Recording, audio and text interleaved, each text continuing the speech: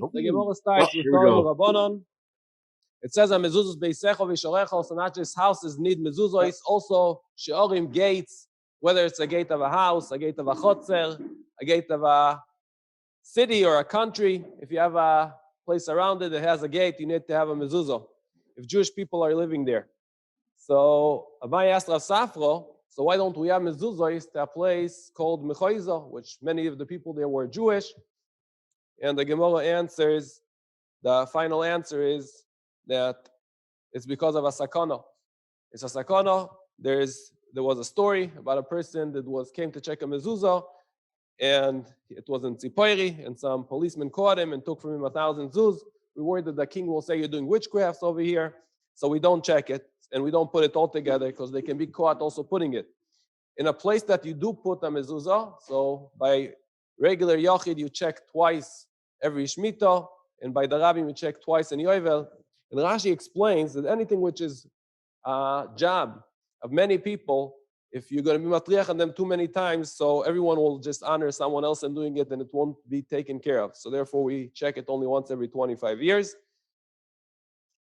The Gemara says even though we know there's a concept of shluchei mitzvah enam nizoikim, so this concept only applies when it's not common for the hezek to happen, because if it is common, so we saw that even Shmuel was worried about it and Hashem told him he's right and Hashem gave him a solution. Okay, now there's about the storage homes. As we saw yesterday, if the storage homes are used for showers, so then there's no need for a mezuzah there, like a beis atvila, a beis amerchatz, and beis abusiki, and beis akise, which basically all these places are not a place of usage of honor, so there's no need to have a mezuzah.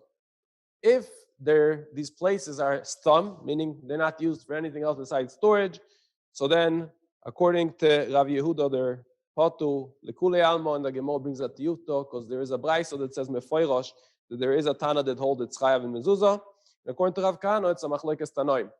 If it's a place that besides being used as a storage, it's also being used for mitkashtois, people use it, the ladies use it to put on their makeup in these storage homes. So then you have to put the mezuzah. Someone points out over here that you need to put the mezuzah in your car because that's why there's a mirror next to the driver.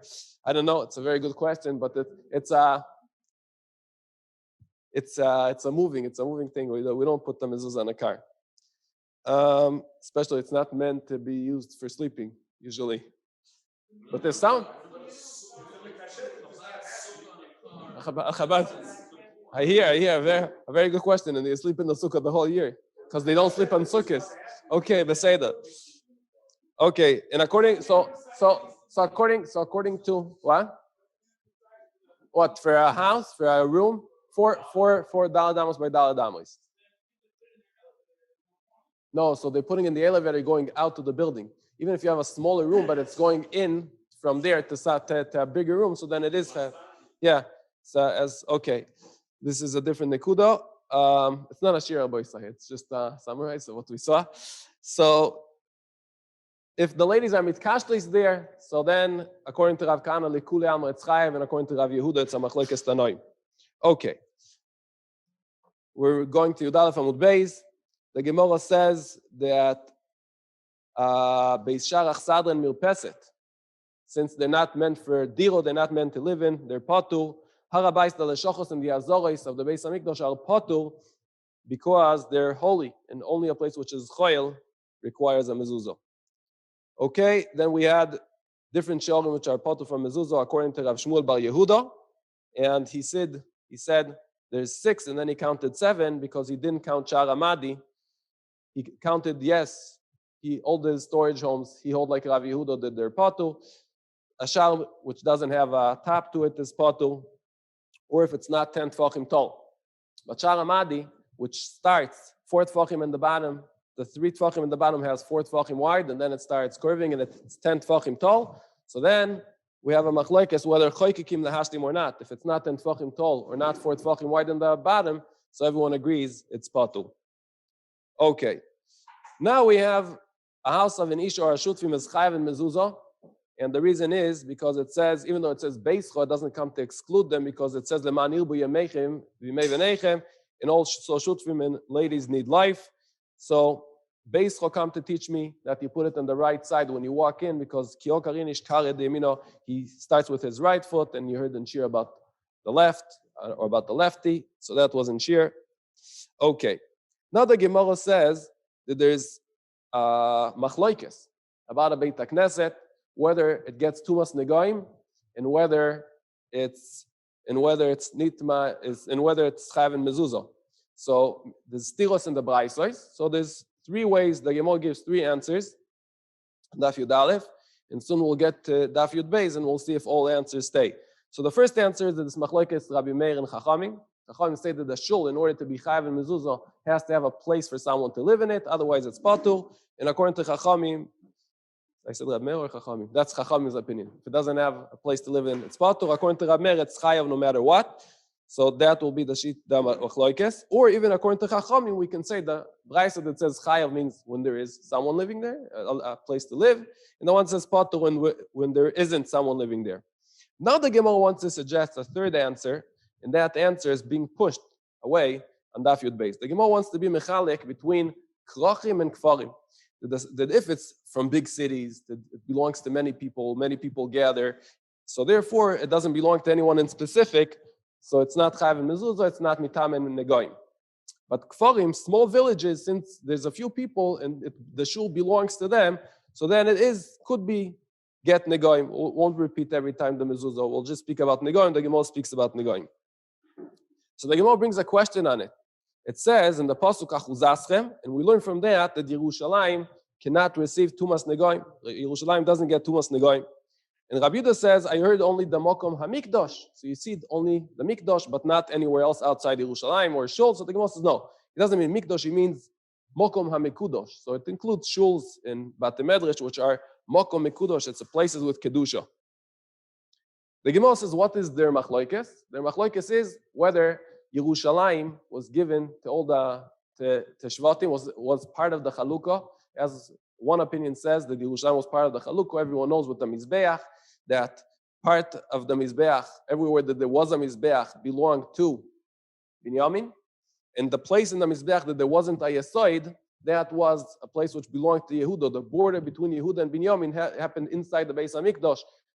The east side was Yehuda's and the west side was Binyamin. And it says that Binyamin, his whole life, he was mitztayer that he doesn't have this part of the Mizbeach, and therefore he was zoiche that Orein was by him. Okay, and so this is the Tana that holds that Yerushalayim was nitchalek to Shvatim. The Shvatim did get, there's a different Tana that says that it wasn't nitchalek. Therefore, when you go up to the regel in Yerushalayim, the people in Yerushalayim cannot rent out houses. They have to give houses for free. And according to Rabbi Tzadok, they can't even rent out beds because the beds are landing on a land which is not there, so they can't even rent out beds. So Chachamim established a minig that they have the right to take the leathers in the cans which have return on them. They were taking them from the guests because the Gemara says since it's derech eretz to leave it there, so they established there's a takana that they can take it bekoach. Okay. So the Gemara says that's a beautiful idea. You explained to me the machlokes, but shul of kfarim is not. There's a meforish brayso that says the shul of kfarim is not chayav and mezuzah, even after chalukah, because it's not miyuchat to someone. So the Gemara says so. It means that the last answer is not true because whether it's kfarim, a shul of kfarim, or a shul of krachim, it's not metam and negoim, and mipash it's not chayav and mezuzah either. Tomorrow and Shir will hear more about this nekuda. Okay. So now we're going back to the Kohen Gadol. So the Kohen Gadol said, we put for him a different Kohen.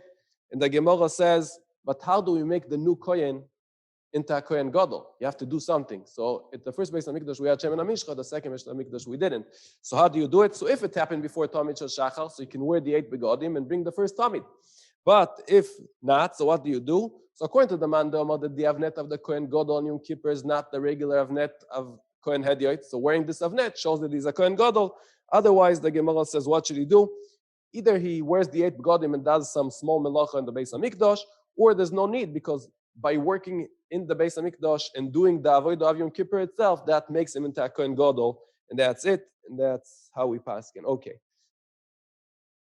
Now we have a machlokes According to everyone, we already had this once. According to everyone, the avnet of the Kohen Gadol of the whole year was shatnez, different colors. The avnet of Yom Kippur was white, like the rest of the clothes. It was flax. There's a machlokes. What was the avnet of the Kohen Hediot? Is it like the Kohen Gadol the whole year, or like the Kohen Gadol on Yom Kippur? Okay. Now the Gemara says that there's a pasuk by Trumas Adeshen. It says Al Besoro. It says Yilbash. So either it comes to say that the Kohen Gadol, when he does the Trumas Adeshen, he has to wear the mitznefet and avnet also, which doesn't mention in the pasuk, or that he can wear the clothes of the Kohen Gadol and on when he does this melacha. But Rebbe doesn't like it because he says that it's not the same type of an avnet, so he can't wear the clothes of the Kohen Gadol, because Rebbe is the one who holds that the avnet of the Kohen Hediot is like the Kohen Gadol of the whole year, not of the Kohen Gadol on Yom Kippur. Or the Gemara says because it was used for a holy kedusha, you can't lower it down. So the Yilbash comes to say that even clothes which are worn out, the Kohen can still wear them. Okay. Now the Gemara says the Kohen which replaces the Kohen Gadol. So there's machloi. So really, he has all the mitzvahs of Kohen Gadol. If he wants to come work in the Beis Hamikdash, he has to work with all the Shmonim Gadim. He has different halachas of Kohen Gadol. But Rabbi Yossi says that we don't allow him to work because we don't want there to be jealousy and the Kohen will feel bad. There's another Kohen walking here with like a Kohen Gadol, so we don't allow him to work altogether until the Kohen Gadol dies. Okay. So that is that. So we finished yesterday on Daf. Where? Ches Amud Aleph? Really? Oh yeah, that's right. Okay. So we skipped one thing yesterday because there was no time. There's a machlokes if a person has a shame on his hand, whether he's allowed to go to the mikveh or not. And according to Rabbi Yossi, since Tvila Bizmano is mitzvah, so we're going to allow him even if he doesn't have a gemi to cover it. Okay. So now the Gemara says, there's no difference in a Kohen, which is Soiref Saporo, to a Kohen Gadol. Just the Kohen Gadol, since his prisha is for Kedusha, we allow Echav HaKoyanim to touch him. In the Kohen, which is Porish to Taharo, we don't allow them to touch him. So that is not according to Reb Chanina Sgan HaKoyanim, because according to Reb Chanina Sgan HaKoyanim, there's another difference. Also, how many Azois you give him. According to Reb Chanina Sgan HaKoyanim, Kohen Soiref Saporo gets Azois all the days, in the Kohen Gadol only Shlishi V'Shvi.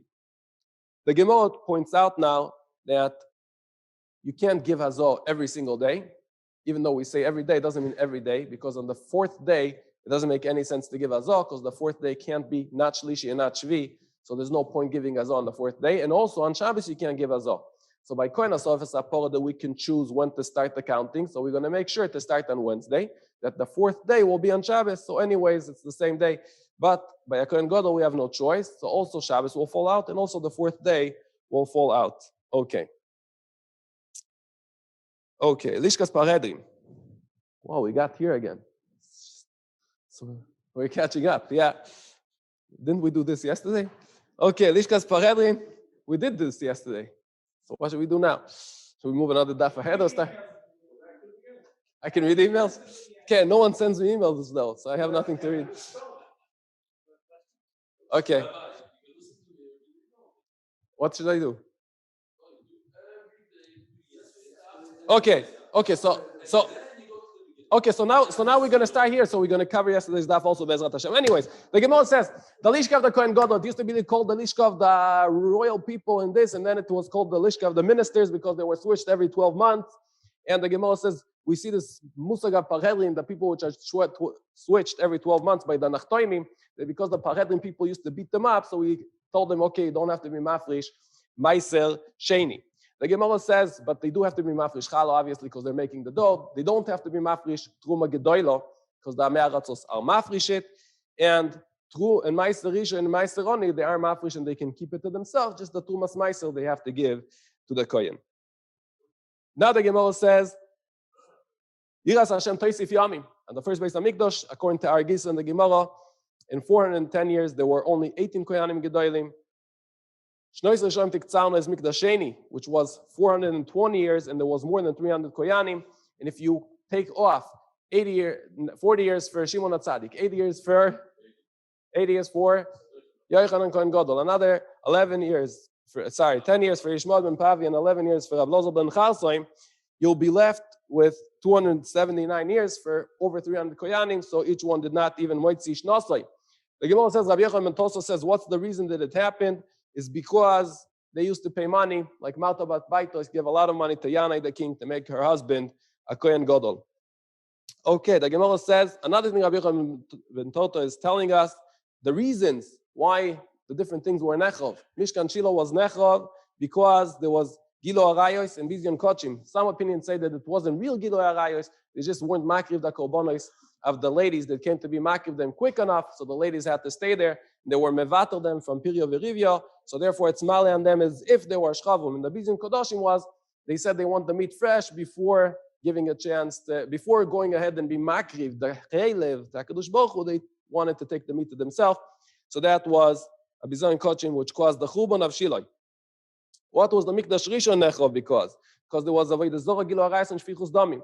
So we know that the Avodah Zorah and the Shfichus Damim were done by Menashe. He put the tzelem in the Beis Hamikdash, and with his tzelem used to kill a lot of people. And others say that the Damnaked that Menashe was Shofach Harbe Meod, speaking about his grandfather, Yeshayahu Hanavi, which he also killed. And also they did Gilo Arayos, meaning the married ladies were drawing attention to themselves with all kinds of ideas that they had over here, and they were doing bad things. Now, Beis Hamikdash Sheni was the second base, and Yisrael, the Beis Hamikdash Rishon, even though they were Reshaim, what helped them to be even more Reshaim is they believed in Hashem that nothing bad will happen to them because Hashem is with them. There's a Beis Hamikdash, so that caused them to do even more and more Rishus until Hashem said, I'll show you that it's not true, and he took the Beis Hamikdash away. And Hashem said, that's the Shalosh Puranuyos Hashem gave them because of this. Tzion saw the Techosh, it was plowed. Yerushalayim turned into piles of ruins. Narabais had the Amos coming up to it. Mamish, a total destruction. Now, the Beis Hamikdash Sheni, even though they were learning Torah and they seemed to be much better people, but since they were talking Lashon Hara and they had Tzinas Chinam, that led to Churban Beis Sheni. And so you see the Gemara says, you see that that's even worse, but in the eyes of Hashem. The Gemara asked it also in the first Beis Hamikdash, they had these things, but the Gemara says that wasn't the same thing because then it was only the politicians, not the regular people. So a few things they say, Rabbi Yochanan and Rav Lozel, they both say that the Rishonim, that their Averos were revealed, also the end of their Galus was revealed. It was revealed that it was for 70 years, but the Achronim, which the Averos weren't revealed, so also the end wasn't revealed. And according to Reish Lakish says that the later generations were better because they're Oisik and the Torah, even though they're in Galus, but Rabbi Yochanan and Rabbi Lozel is telling him, look at the Beis Hamikdash, it came back to them, it didn't come back to us, so obviously they were greater than us. Then the Gemara brings the story about Reish Lakish, who were swimming in the Yarden, and Rabbi Bar Chana gave him a hand to get him out, and he says, Hashem hates you guys because you guys did not come at the days of Ezra, and that's why we didn't have a full Geula, only a Baskoil. So the Gemara says it can be that Reish Lakish spoke to Rabbi Bar Chana, because if Reish Lakish would speak to someone, they would give him business without aiding. So it's either Reish Lakish and Zeiri or Rabbi Bar Chana giving a hand to Rabbi Elazar, which was in the water, and Reish Lakish wouldn't even talk to Rabbi Elazar, which was Mara Dara de Yisrael. But Rabbi Yochanan told Reish Lakish that what he said wasn't right, because even if they would all come in the days of Ezra, the Shechina is not Shoire there, because it says, Yafte Loikim leyafet v'yishkoin be'al Hashem. The Shechina is Shoire only in Oal Hashem, which is first Beis Hamikdash, which was built by Shlomo HaMelech, which comes from Shem. And the second Beis Hamikdash was built from Yefes. Yefes' son, the youngest son of Yefes, was Tiras, and Tiras is Poros. And Koresh, who comes from Poros, they were in charge of building the second Beis Hamikdash. And so, therefore, there wasn't Shechina in there. Now the Gemara speaks about different names and different things in different places that you can take a look at the art scroll and see where they were, and then try taking a test on it. Now the Gemara says, but Ashur, at the days of Nimrod, Ashur left the place of Nimrod because he saw that he's rebelling against the Kodesh Baruch Hu, and he's doing Dor Afloga. And then he was very successful. He got to build Ninveh, Rechoiva Sair, and Kolach, which are big places, and especially Ninveh, which is called the Ir HaGedolah. which was to walk from side to side, took 3 days. Okay, probably from one side of Israel to the other side takes 3 days. Right? I never tried. Does it take that much or it takes less? So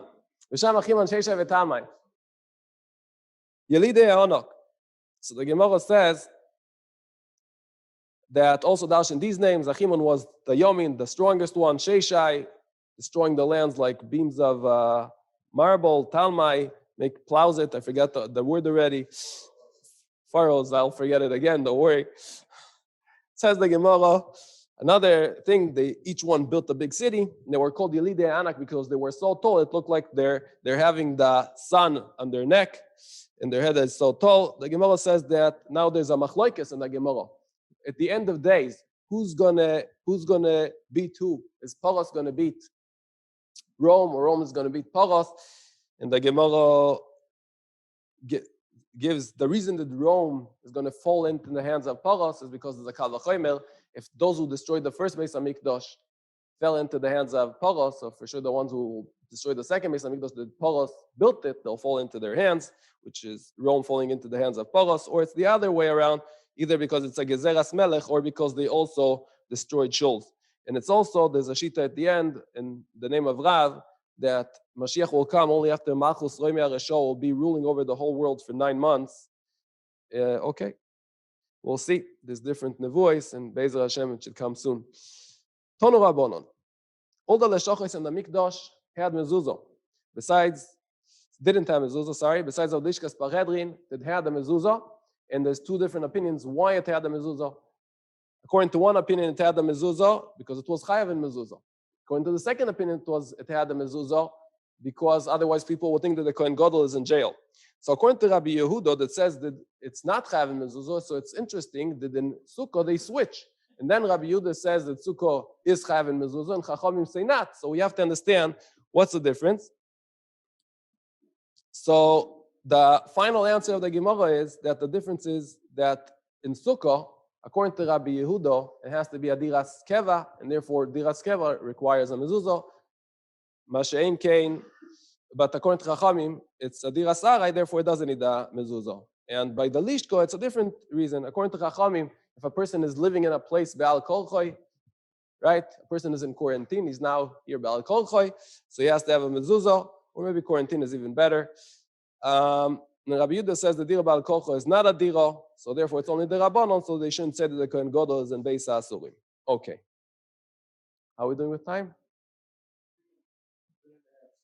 Okay.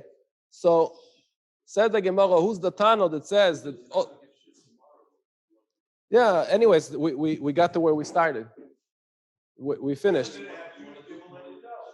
The Gemara says all the Sharim which were there did not have a mezuzah besides of Shar Nikono, because from there you went into Lishkas Parhedrin. The Gemara says it's either the Shita of Chachamim, because Chachamim said that Lishkas Parhedrin requires a mezuzah Medina, so also the Shar that leads to it needs a mezuzah, or even according to Rabbi Yehuda, it's part of the Gezerah, because otherwise they would think that the Kohen Gadol is in jail. And that brings us to where we started, the B'She'arecha. Okay, so we did from wherever we started till where we ended. It's a straight.